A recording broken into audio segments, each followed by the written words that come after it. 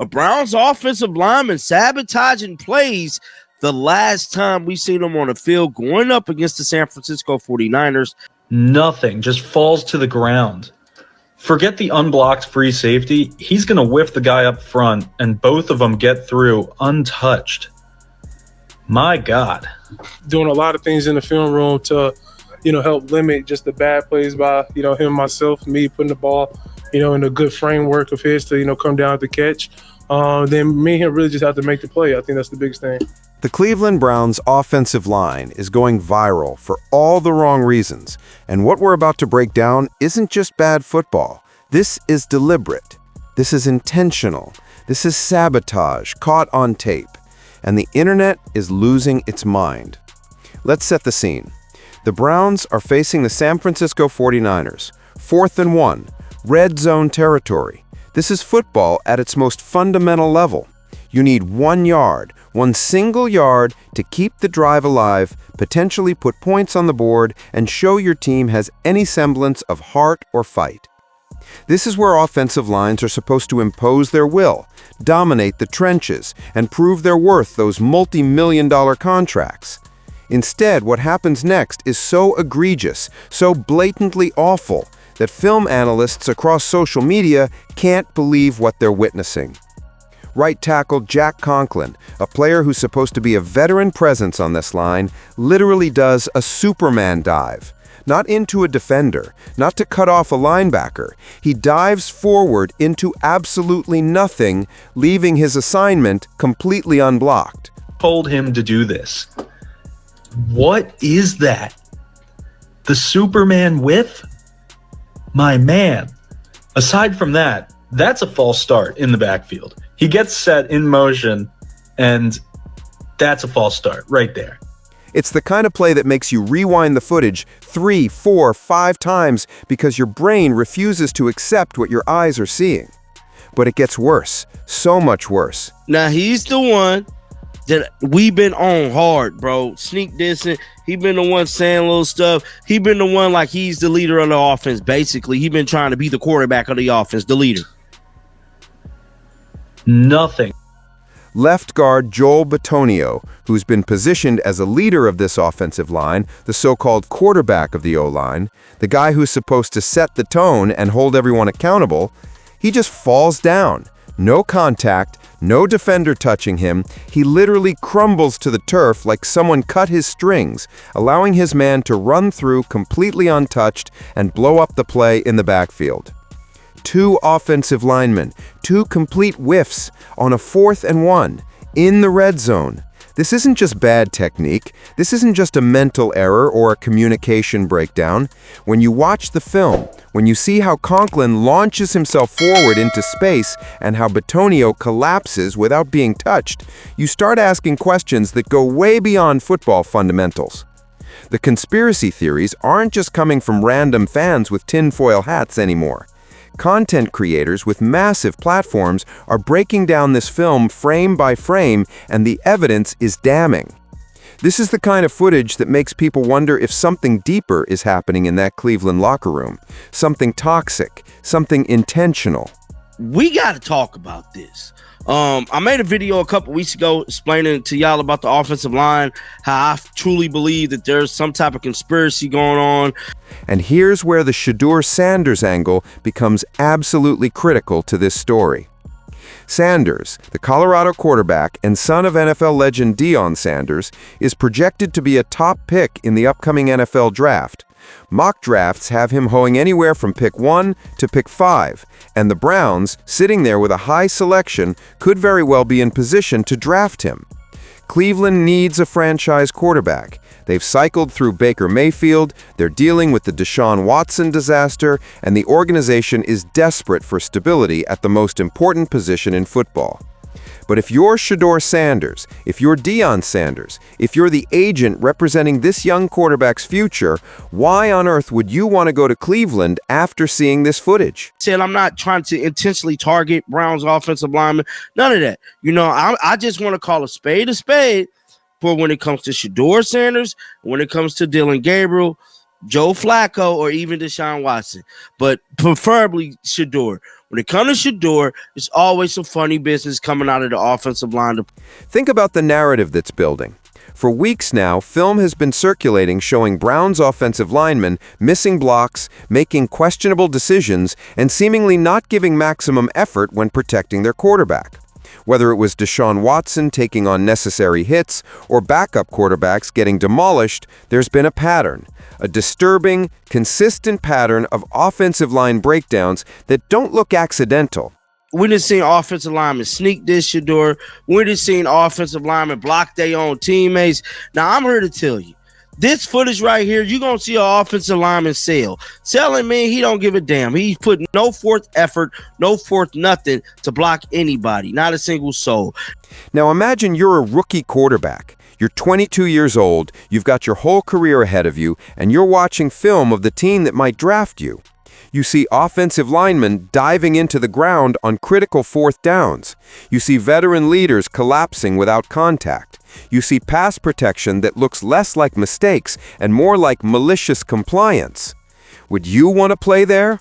Would you want to put your health, your career, your future in the hands of an offensive line that's showing you on film they either can't or won't protect you? The Browns' offensive line situation has gone from a football problem to a recruitment crisis. If Cleveland has any aspirations of landing a top quarterback prospect in this draft, they need to address this immediately. Not with press conferences, not with coach speak, with actual accountability and personnel changes. Because here's the reality. NFL prospects have leverage now more than ever before. Eli Manning refused to play for the Chargers and forced a draft day trade. John Elway did the same thing with the Colts decades earlier. Bo Jackson straight up told the Tampa Bay Buccaneers he wouldn't play for them and meant it. In today's NFL, with social media amplifying every single play, every single mistake, every single moment of apparent sabotage, top prospects can point to specific film and say, "I'm not going there." And even other quarterbacks in the league are speaking about the unique challenges rookies face. Miami's Cam Ward, another top quarterback prospect, recently shared his perspective on navigating adversity in the NFL. I think every rookie's journey is different. He may have a good game this week, a bad game next week. I may have a bad game this week, good game next week. So Ward's comments highlight the weekly grind rookies face. But here's the difference. Most rookies are battling defensive schemes and learning NFL speed. Shedeur Sanders might be battling his own offensive line's apparent lack of effort. And this Browns footage? This is the kind of film that gets shown to agents, to family members, to advisors who are helping young quarterbacks make the biggest decision of their lives. This is the smoking gun that justifies refusing to play for an organization. I don't know what's going on in their building. I don't know what he has to deal with on a daily basis in and out of the building. I just try to focus on the Titans and, doing what I can do to help us get the wins. Ward's diplomatic response about not knowing what's happening inside other organizations speaks volumes. Because if you're watching this Browns film, you don't need insider access to see exactly what's going on. The footage tells the entire story.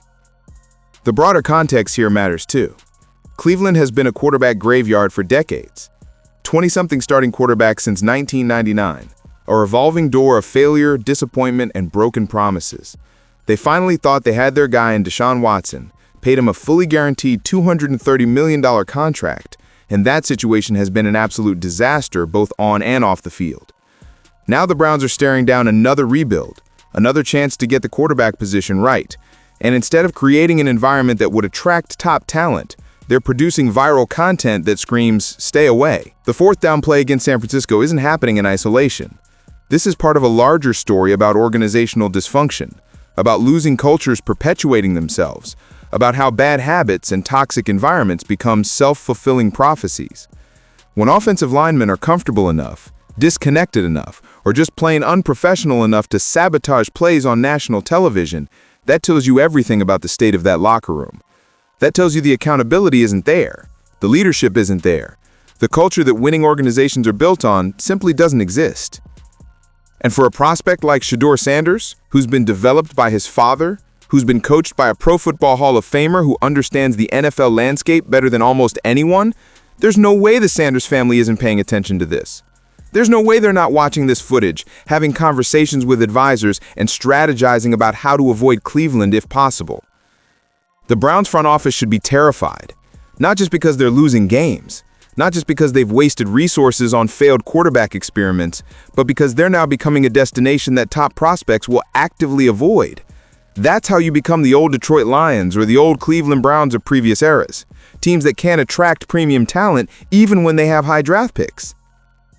What makes this situation even more maddening for Browns fans is that fixing offensive line play should be one of the more straightforward problems in football. You draft well, you coach fundamentals, you create accountability, and you build a physical identity. Teams like Philadelphia, San Francisco, and Detroit have shown you can construct dominant offensive lines through smart drafting and development. But when your offensive linemen are literally falling down untouched on 4th and 1, you're not dealing with a talent problem or a scheme problem. You're dealing with an effort problem, a culture problem, a leadership vacuum that's poisoning everything around it.